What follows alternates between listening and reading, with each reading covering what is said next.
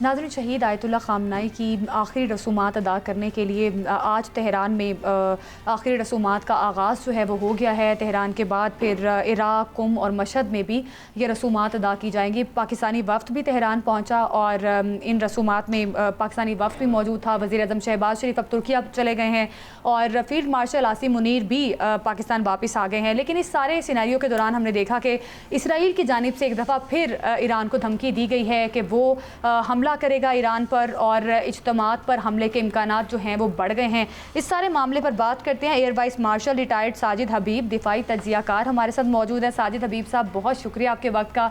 किस तरह से देख रहे हैं, ज़ाहिर है 7 रोज़ा ये आखिरी रसूमात हैं और इज्तिमात होंगे, तो ऐसे में सिक्योरिटी का जो एक अलर्ट, सिक्योरिटी अलर्ट जारी हुआ है, इसराइल की जानिब से कहा जा रहा है कि मुज्तबा ख़ामनाई को निशाना बनाया जा सकता है, तो इस धमकी को किस तरह से देख रहे हैं आप? क्या लगता है आपको क्या होगा?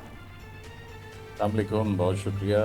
बिल्कुल, इसराइल की जिस तरह की हरकतें रही हैं उसके लिए इंसानी ज़िंदगी की कोई वैल्यू नहीं है। और ख़ामेनी साहब की शहादत में भी सबसे ज़्यादा उसी का हिस्सा था, उसी के एमा के ऊपर ऐसा किया गया था, क्योंकि ज़्यादा रिजीम चेंज का जो मसला था उसका था ट्रंप से भी ज़्यादा। तो इसमें बिल्कुल किसी किस्म का चांस नहीं लिया जा सकता। आपको याद होगा कि जब अभी वहाँ पे स्विट्ज़रलैंड में गुफ्तगू हो रही थी, बातचीत हो रही थी, तो वहाँ पे हमारी बहुत अहम शख्सियत के बारे में भी इस तरह की जो थी हमारी इंटेलिजेंस ने खबरें पकड़ी और फिर बड़ी एक स्वीयर किस्म की धमकी दी गई इसराइल को रिटेलिएट करने की। अगरचे इन तकरीबात में बहुत से ममालिक के जो डिग्नेटरीज हैं, डेलीगेशन हैं, वफद आ रहे हैं, और ये इतना आसान नहीं होगा इसराइल के लिए करना। लेकिन एक जिसको हम कहते हैं कि पिन पॉइंट टारगेट की, वो पहले भी इस तरह की हरकतें कर चुके हैं जहां पे उन्होंने किसी एक बिल्डिंग के अंदर एक इंसान को निशाना बनाया। तो इसके लिए पॉसिबिलिटी तो है, लेकिन ये बहुत भारी पड़ेगी। मैं समझता हूँ कि उसके जवाब में न सिर्फ ईरान बल्कि जो उसके एलाइज हैं, जिसमें ख़ास तौर पर चाइना और रशिया शामिल हैं, उनकी भी पूरी एक तरह से प्रोटेक्शन भी मेरे ख्याल में इसमें अवेलेबल होगी। और जो है उनका रिएक्शन भी बड़ा स्ट्रांग हो सकता है लेकिन अमेरिका साजिद का साहब, साजिद है। साहब साजिद साहब यहाँ पे दो चीज़ें बड़ी अहम है। एक तो ये, जिस तरह आपसे फरमाया पहले कि कुछ भी हो सकता है, लेकिन मेरा सवाल ये है कि जी वैसे तो इसराइली वज़ीर ने कहा है कि मुश्तबा ख़ामनेई हमारी हिट लिस्ट पे हैं। दूसरा जी ये जी। कि उनकी हिट लिस्ट पे तो हैं, लेकिन क्या ऐसा मुमकिन है कि इसराइल बग़ैर अमेरिका की मर्ज़ी और मदद के इस तरह की कोई कार्रवाई कर सके? देखिए, अभी तक जिस तरह हमने देखा है कि पिछले वर्षों में और इस जंग के दौरान भी अ, अमेरिका की मर्जी इतनी, उसकी अपनी जो ज़ायनिस्ट लॉबी वहां पे बैठी हुई है, उसकी वजह से कोई इतनी ज़्यादा चली नहीं है। आप उसमें गजा की सीज फायर को देख लीजिए, आप उसमें लेबनान की सीज फायर को देख लीजिए, जो ट्रंप अनाउंस करता है और उसी के आधे घंटे के बाद वो बम पॉपिंग शुरू कर देता है। लेकिन ये चूंकि बहुत सीरियस मसला है, तो मेरे ख्याल में कि जैसे पहले एक दो दफ़ा ट्रंप ने वॉर्न किया जब उसने सीज फायर लेबनान में तोड़ी, और जब अभी ये डील नहीं हुई थी और ट्रंप डेस्परेटली चाहता था कि ईरान के साथ ये जिसको एमओयू हम कह रहे हैं, अब ये एग्रीमेंट कर रहे हैं, ये 60 दिन का हो जाए, तो उस वक्त उसने बड़े सख्त अल्फाज भी किए। तो मैं समझता हूँ कि अमेरिका की कोई इसमें नॉड होगी नहीं, जिसकी वजह से भी पॉसिबल है कि इसराइल इतना बड़ा कदम उठाने से परहेज करे, क्योंकि उसकी रेपरकशंस बहुत सख्त होंगे। उसके बाद ए, फिर आई थिंक ईरान की सर, तरफ से गुंजाइश नहीं एयर देगी। वाइस मार्शल साहब, ये फरमाइएगा कि हमारे फील्ड मार्शल साहब जो हैं वो भी आज तेहरान में मौजूद थे, और जी इस मौके पे ईरान ने तो बड़ा सख्त जवाब दिया है। उन्होंने कहा कि इस तरह की कोई भी अगर कोई शरारत की गई, कोई इस तरह की हरकत की गई, तो उसका जवाब सिर्फ मौत होगा। तो ये जो मामला है, इस पे आप उनका भी बड़ा सख्त रिएक्शन आया, खातमुल अंबिया ब्रिगेड का भी। तो क्या आप नहीं समझते कि इसराइल भी सिर्फ एक पैनिक फैलाने के लिए या अपनी इम्पोर्टेंस जताने के लिए इस तरह की हरकतें भी करता है? जी, बिल्कुल। जैसे मैंने कहा कि ना सिर्फ हमारे अपने फील्ड मार्शल या हमारे डेलीगेशन वहाँ पे मौजूद हैं, और भी मुल्कों के डेलीगेशन वहाँ पे मौजूद हैं, और उनके होते हुए इस तरह की धमकी देना कि मैं ये हमारे हिट लिस्ट के ऊपर हैं, लेकिन जैसे मैंने अभी कहा और मैं एग्री करता हूं आपसे कि उसके बाद ईरान के पास कोई ऑप्शन किसी किस्म की नहीं बचेगी। उसके पास जितने भी रिसोर्सेज होंगे उसके, वो उससे रिटेलिएट करेगा। इसलिए मैं समझता हूं कि ये मैं इससे भी आपकी बात से एग्री करता हूं कि ज्यादा ये एक टेरराइज करने के लिए उसने स्टेटमेंट दी है। इन दिनों में कम से कम वो ये करने की कोशिश नहीं करेगा। ये जो बिल्कुल सात सही दिन सर, ईरान इनके ने अच्छा सर, प्रेसिडेंट ट्रंप ने ये जो दावा किया कि ईरान अमेरिका की तमाम शराइत मानने को तैयार हो गया, आपको ट्रंप का ये दावा कितना दुरुस्त लगता है, कितना सच्चा लगता है? ईरान ने अमेरिका को आपने हुर्मुज़ के वाले से भी कहा कि मुदाखलत से बाज आ जाएं, तो इस सारी सिचुएशन में आप क्या समझते हैं कि ये दावा किस हद तक ठीक है?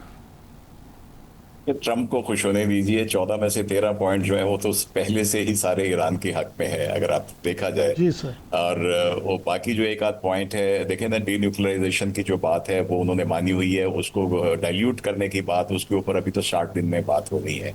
हॉर्मुज़ के ऊपर ईरान की बात ना मानकर एक बड़ा वाला जो एक कार्गो शिप था जिसके ऊपर सैकड़ों कंटेनर लदे हुए थे, जब उसने ईरान की बात नहीं मानी तो वो जो है कम गहरे पानी में फंस गया। तो प्रैक्टिकली तो इसके ऊपर भी ईरान का ही कहा चल रहा है।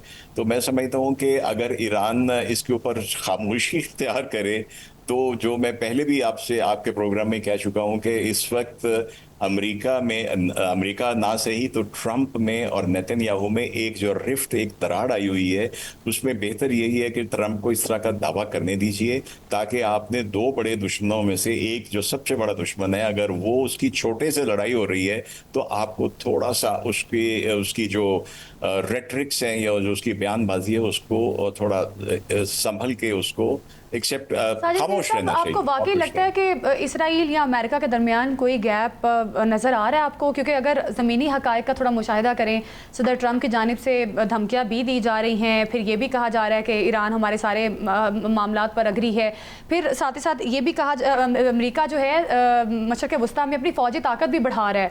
तो फिर अगर ज़मीनी हक़ाइक़ का थोड़ा सा जायज़ा लिया जाए, इसराइल भी धमकियाँ दे रहा है, तो क्या लगता है आपको कि इनमें कोई गैप आपको नज़र आ रहा है, या आपको लग रहा है सिर्फ ऑप्टिक्स के लिए इस किस्म की स्टेटमेंट्स दी जा रही हैं? और मशरक़ वस्ता में जो अपनी फौजी ताकत अमेरिका बढ़ा रहा है, उससे क्या मुराद है? देखिए, मैं फिर से कहूंगा कि अमेरिका और इसराइल के बीच में दरार नहीं आई है, क्योंकि ज़ायनिस्ट लॉबी बड़ी स्ट्रांग है और ये लॉबी इतनी जल्दी जाती नहीं है। ना ही इतने पुराने रिलेशन जहां पे अमेरिका ने खुद इसराइल को ला के रखा और उसकी इतनी मदद की है कि आधे से ज्यादा दाएं बाएं जो मुल्क हैं वो तो अपाहज हो चुके मिलिटरीली, वो तो कुछ भी नहीं कर सकते उसका इसराइल का। ये मैं बात कर रहा हूँ दो शख्सियात की, जिसपे एक ट्रंप जो कि नरगसियत पसंद, खुद पसंद आदमी है, वो चाहता है कि जो मैं कहता हूँ वो सही है, उसके ऊपर अमल होना चाहिए। और दूसरी तरफ नेतन्याहू है जो समझता है कि इजराइल का प्राइम मिनिस्टर जो कहता है अमेरिका को वही करना पड़ता है। इन दो में दरार आई है, जिसमें आपने अगर याद हो, कोई 3 हफ्ते पहले एक्सियोस को जो इंटरव्यू था उसमें बड़ी सख्त जबान, बल्कि वल्गर जबान इस्तेमाल की थी नेतन्याहू के बारे में ट्रंप ने।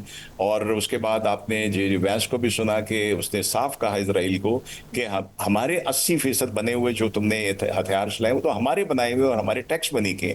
ये दो शख्सियात के दरमियान या दो जो रूलिंग इस वक्त ग्रुप्स हैं उनके बीच में दरार है। तो ऐसी दरार अगर पड़ जाए तो डिप्लोमेटिकली उसको एक्सप्लॉइट करना चाहिए, ये मैं समझता हूँ। और ट्रंप अगर कह रहे हैं उसके सारे पॉइंट्स मान लिए तो फिर उसको मसला क्या है?